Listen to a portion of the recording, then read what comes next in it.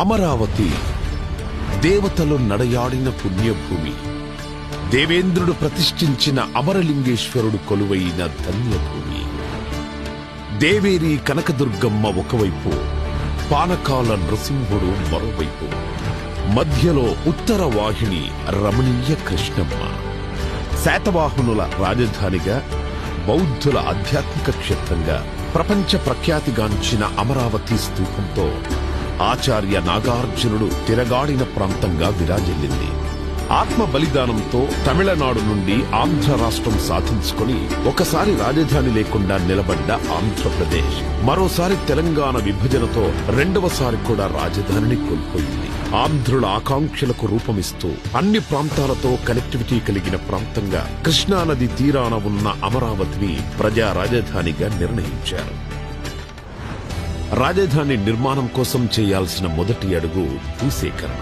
ముఖ్యమంత్రి గారి దూరదృష్టిపై నమ్మకంతో అమరావతికి చెందిన 29,000 మంది రైతులు స్వచ్ఛందంగా ముందుకు వచ్చి దేశంలోనే మొదటిసారి 34,000 ఎకరాల భూమిని రాజధాని నిర్మాణం కోసం అప్పగించారు. దేశవ్యాప్తంగా పవిత్ర ప్రాంతాల నుండి తీసుకొచ్చిన మట్టి, పుణ్య నదుల నుండి సేకరించిన నీటితో ప్రధానమంత్రి నరేంద్ర మోడీ గారి చేతుల మీదుగా ముఖ్యమంత్రి చంద్రబాబు గారి విజన్కు పునాది పడింది.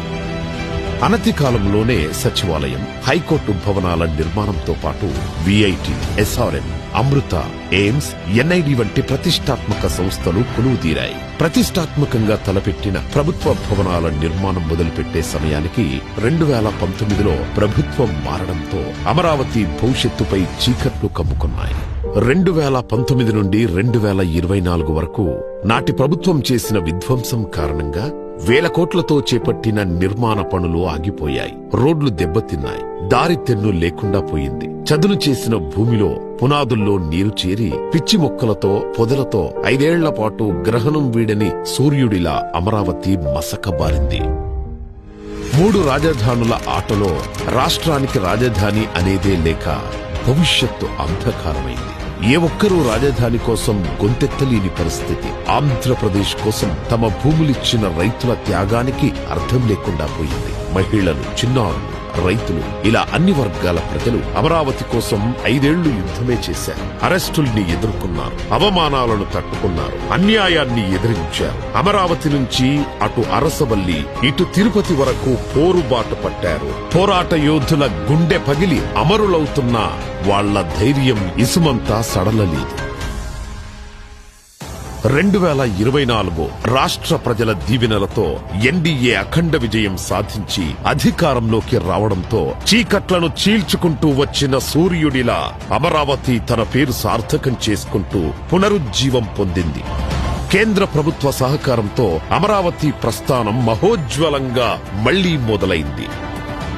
అంతర్జాతీయ ప్రమాణాలతో ప్రపంచంలోనే అత్యున్నత స్థాయి నగరంగా నిర్మాణానికి సన్నద్ధమవుతోంది.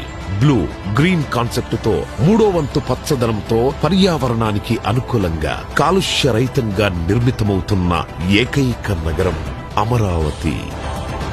బయోడైవర్సిటీతో కూడిన అద్భుతమైన విశాలమైన పార్కులు, district cooling system, piped gas, storm water, cable connectivity లాంటి సకల సౌకర్యాలు భూగర్భ వ్యవస్థ ద్వారా నివాసాలకు అందనుంది. సైకిల్ ట్రాక్ నుంచి విశాలమైన గ్రిడ్ రహదారులతో నగరమంతా రాజటీవీతో నిర్మితమవుతోంది. నేచురల్ వెంటిలేషన్ తో legislature, high court, land mark institutions తో భవిష్యత్ తరాలకు భూమిలో స్వర్గంలా విలసిల్లనుంది. ఒక స్మార్ట్ సిటీగా, భావి క్వాంటమ్ వ్యాలీగా ఈ నవనగరం ఆవిష్కృతమవుతుంది.